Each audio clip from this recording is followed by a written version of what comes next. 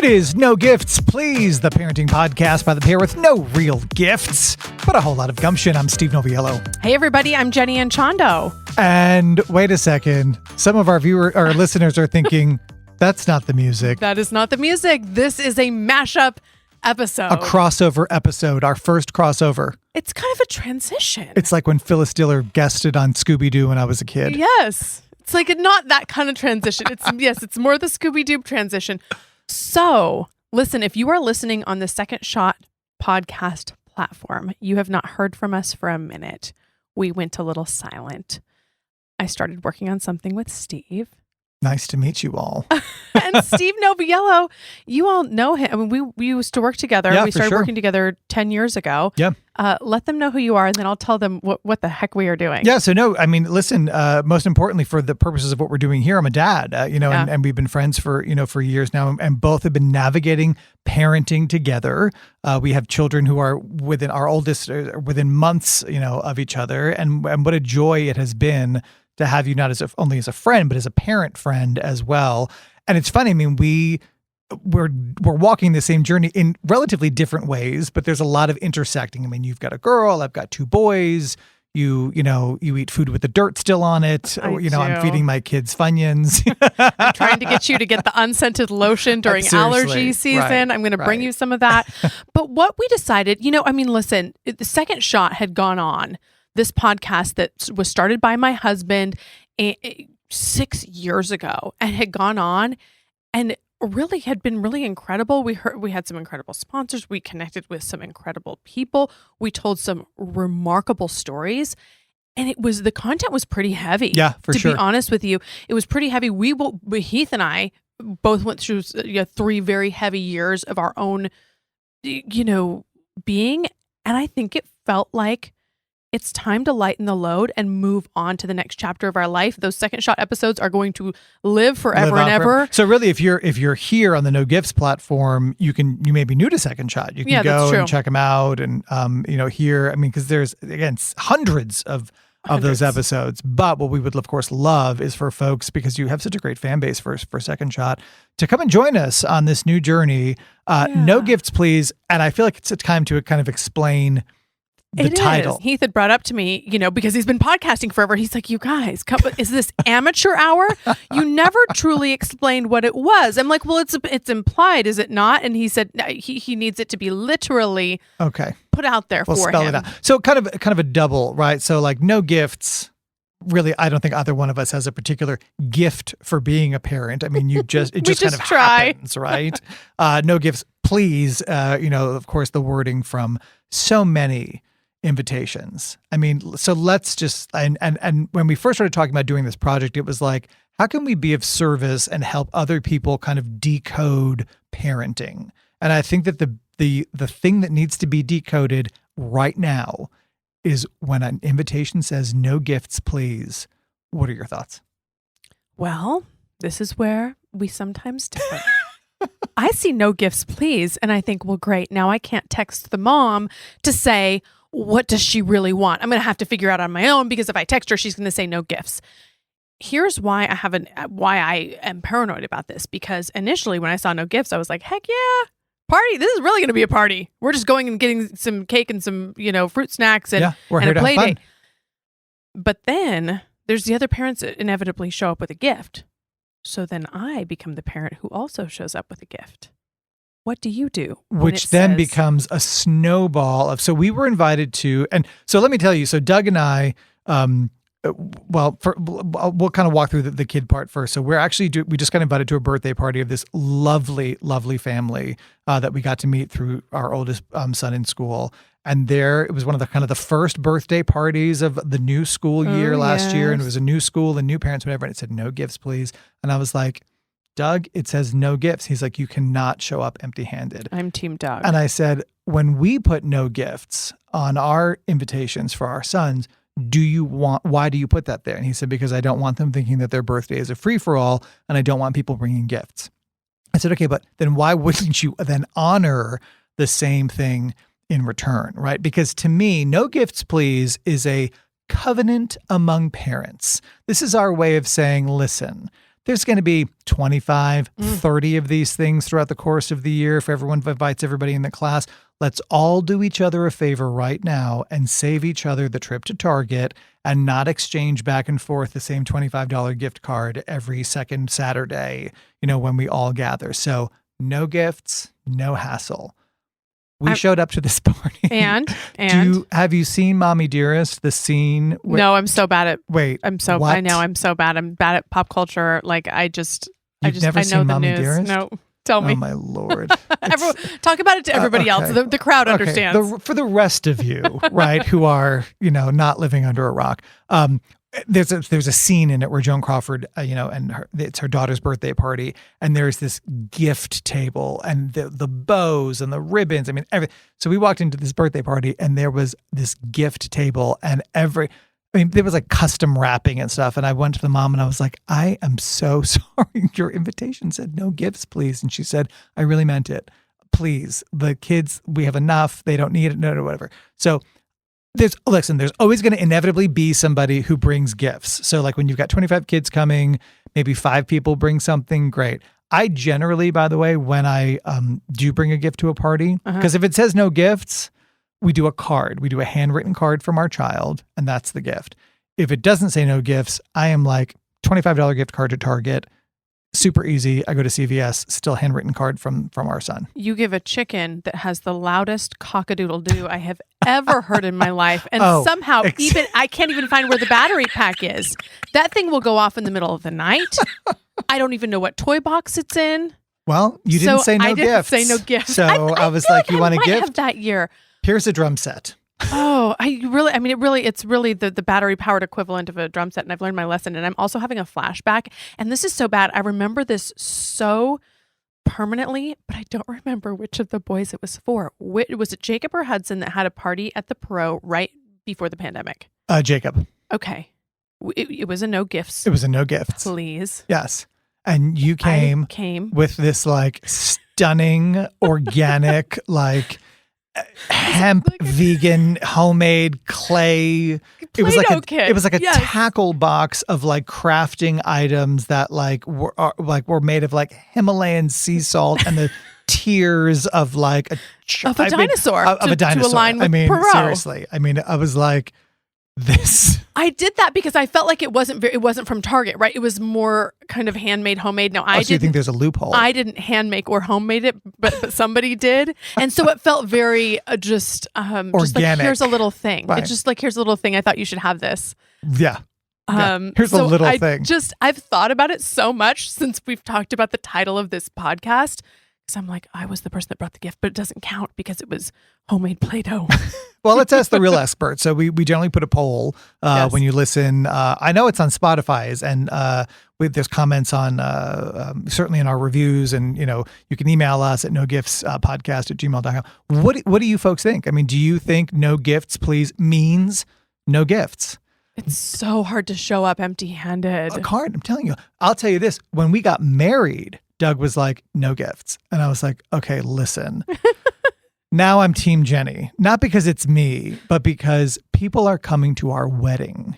They are going to want to bring a gift. By not registering somewhere, you are making this very difficult for them, as opposed to giving them like some place to go. Now, I'm Italian, so it's generally like envelopes full of money, right? Oh, but yes. like generally, like give people a target for lack of a better reference. Now we also when we got married in Central Park, so there was a lot of destination-ness happening, but my whole family was like my aunts and uncles and he was like, we don't. So what did you end up with? You ended up with none? No, we did it was a lot of cash. But there were Poor some guys. right. There was it wasn't a lot of cash. It was many instances of appropriately sized. That's how you're in that nice neighborhood. We did no gifts also. And I'm going to tell you something. And now you don't have nice knives. I literally do not. I have this green knife from the Pampered Chef, and I'm constantly paranoid about the little paint chips that are kind of coming off of it. I'm like, I'm giving paint chip poisoning to my family with this old knife from, 2004.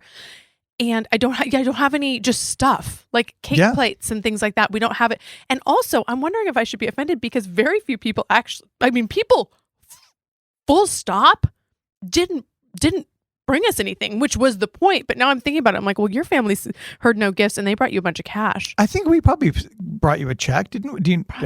I'm sure we did. Probably. For a wedding, I feel like you don't owe me at this point. I feel like we were very even. But I'm thinking back, but people didn't, and that's exactly what we wanted. We were two adults, had both had houses, and then we're combining. And then occasionally there are these random things that I don't have that I'm like, oh, I guess that would have been cool. We don't have a covered cake dish. Heath, thank you. Strangely, I did a registry for our baby, which it's like almost embarrassing. For Brighton or for the new baby? For the new baby. Yeah. It's funny. I was going to ask you because I got invited to your sprinkle. Do they not call them showers anymore? Well, sprinkles for the second baby. Oh. Yeah. Okay. Get on board.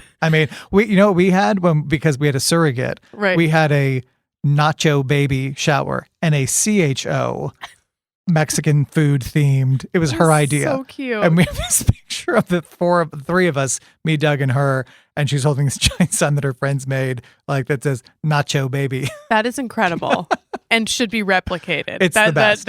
She's the coolest business model. I hope she's listening. She's the coolest. I hope so too. It seems like you guys had such a great relationship. Oh with her. my gosh, the best. In fact, it's funny. So we invite her for Thanksgiving every year because there's nothing we're more thankful for than this woman who not only carried one of our children, but both of them. And I was just talking to her the other day and I was like, hey, Thanksgiving this year. And she's like, I feel so bad about taking up so many spots at your table. And I was like, listen, if it weren't for you, we wouldn't need as many spots. So really it all evens out here because had you not come into our lives, we would just be two people instead of four. So because she has 3 kids, right? So I'm like, we're good. She's given birth 5 times. And she went through through it with you guys. She has a daughter. She has twins of her own. So that's 2 pregnancies, 3 kids. She was a surrogate other than us. And then she was pregnant twice with us. So 5 pregnancies. 1, 2, 3, 4, 5 pregnancies, 6 kids. Yeah. And a double pregnancy should count as 10, like a twin pregnancy. Yeah. That's very impressive. Yeah. That's very, very impressive.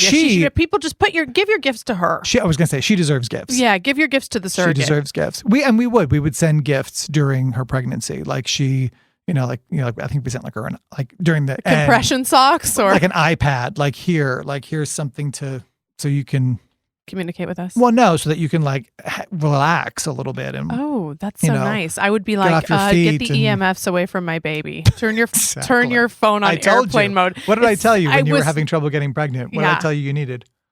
Not a surrogate. Mad Dog and some Funyuns, and it seems to do the trick. Well, because we definitely looked at that arena. Mad Dog and Funyuns? No, Heath said, I don't want to put another woman through what you... So nice. No, it was offensive to me. He was like, I don't want her to have to deal with your shenanigans and neuroses. Oh, I don't want to have to put the strain of pregnancy on another woman's body. Yeah. I don't want to inflict your rules onto another woman. Yeah, but honestly, fair. I do think that, you have to have just a certain gratitude, and we were very open to every option, truthfully, very very open and excited about any option that would bring us a baby, but I think he was just glad for the sake of whoever that other woman would have been that it didn't end up being her. It's funny because we obviously went through the same process with her, and she's like, what are your rules? And I was like, well, she was very frank with us, which I loved. She's like, I got to tell you, in the surrogacy world, the gays are kind of known for being a little type A with get the phone away from the belly. Right. And, are you reading to the baby every night, whatever. Mm-hmm. And I was like, you've done this more than we have. Treat your body like you would treat it if you were having your own child. And then let's, because what am I going to, if I'm like, no Diet Cokes, and then I come and catch you having one, what's the consequence there? That's what happens though. We want you pregnant and happy. Yeah. That's what we want. Happy vibes are very happy important. And pregnant. And you know what? I really truly feel like, again, we'll get into it another day. But I do feel like her demeanor during the thing. First of all, because Doug and I we're two guys. We had no idea. I mean, you'll recall the day that Jacob was born, we thought we were just going in for an appointment. And the guy was like, "You're having a baby by noon." And we were like, "Today?" Yeah. And you thought you needed like 2 embryos. I mean, it was very cute how the two of you were just very lacking knowledge about reproduction. Oh, Lord. Yes, for sure. So that's where, so in response to Heath, I hope that we have done justice to the title of our podcast. No gifts, please. But I don't think we've settled it. Unless it's cash for Steve's wedding or a present for my baby. I don't know why I feel compelled to make a registry. I'm like, did I even make one for Brighton? Well, because your oldest is 6, though. Yeah. I mean, of course you need things. We do. And again, people want to, right? I mean, isn't that one of the big lessons of parenthood? Like, let people help. Give people a task, right? Yes. Bring me a meal. Like after, like not now. I've clearly had enough meals now. But after the fact, I think I'll be better about that. Just like, yes, please bring a meal. Or that was a big do a thing. So when we kind of like live in our like adult neighborhood now, where we have, like we're there for the schools and the neighbors that are going to be there long term because they're there for the schools and whatnot. And our neighbors a couple of doors down who are just the loveliest people ever. I remember when she had a baby.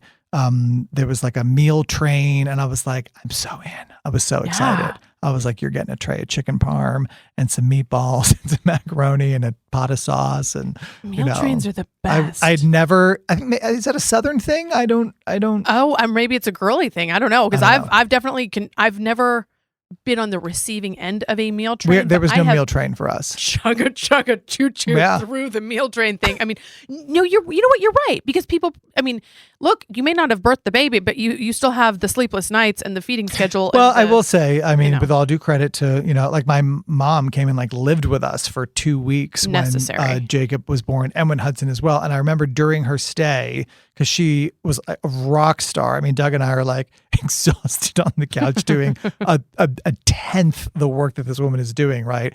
And he was like, "You really need to take your mom out. Like, let's take her out for it." So I was like, "Mom, I want to take you to the Jewel or somewhere. Like, let's go for a nice spa day." And she was like, she was so tormented by the conflict of not wanting to seem ungrateful, but because she's like, I don't want to. I'm here to help you and to be with your baby. My grandchild, I'm here to be with. And I was like, and that's the moment it became clear that my parents are no longer here visiting me. Yeah, that part's over. Also, she was like, I assessed the situation. I have 2 excellent dads, but it is 2 dads. Yeah. And she was needed. She was a gem. I mean, a gem. A gem. An absolute gem. When we first moved here, I think that we've been here for 20 years. I think my parents visited maybe once a year, maybe. Now that we have kids, they are here every 4 weeks. They are on a plane every 4 weeks to see the boys. People think they live here. People do think they live here. People think like, well, are they coming to lunch on Thursday when you're doing lunch dad duty? So nice. Yeah, that's beautiful. And I think that relationship is one that you can't really understand or comprehend until you see it. And see, your parents in a different light. Yeah. And see them stepping up. And it's like, were they well, and for them, I think it's also super fun because our nieces on my side of the family they're one's 21 and one's 19 or about to be 20. They're about to be 20 and 22, I believe. So now my parents are like grandparents again. Like it's a totally second round, which I think has been super, super cool for them. And a gift. A gift for all. A gift. Look at you just giving gifts to all. Do you think they thought that you would have kids? No. So it's kind of like a bonus. No, I didn't think we would. I mean, come on. I mean, who even thought? My mom stopped asking at some point. She was like, I'm not gonna, And my dad, very pragmatic. I remember when I first brought it up to him, he's like, "Are you sure? Do you realize how old you're going to be at high school graduation?" Did you say, "But I look great"? Hey, everybody, come see how good looking I am. Oh my gosh. Well, he's right. I'm like, you know what? I have to remind myself, like, get out there and play in the yard and, do all of the things. Anyway, we would love for you to do all of the things by joining us. Again, welcome to your Second Shot audience. Yeah. They've been so wonderful. It's funny. I was looking at the metrics for Second Shot. and you haven't done an episode in a long time, these people are still listening. Still listening. And it means so much. We have so many meaningful episodes. Thank you all for just sticking with us over the years. It's just been a really fun ride. Yeah. And so I hope that if this podcast is of interest to you, then hop on board. Yeah. And if they don't, then I know it's you, not me. Yeah. Okay? Well, and look, we've got some great guests. We've got access to some great people. And what a neat way to invite people into a new chapter in life. I agree. Yeah. This is going to be a fun ride. Yeah, it has been so far. I absolutely love it. And for all of you who have come up to us, who have stopped us at the carpool or wherever else to say you're listening and you're enjoying and you're excited to be part of the process with us, we thank you. Please go ahead and click that subscribe button because we can't do it without you. We appreciate you. And remember, if there's nothing else you do today, go find yourself a friend you don't need to clean the house for. I've got one. See you next time.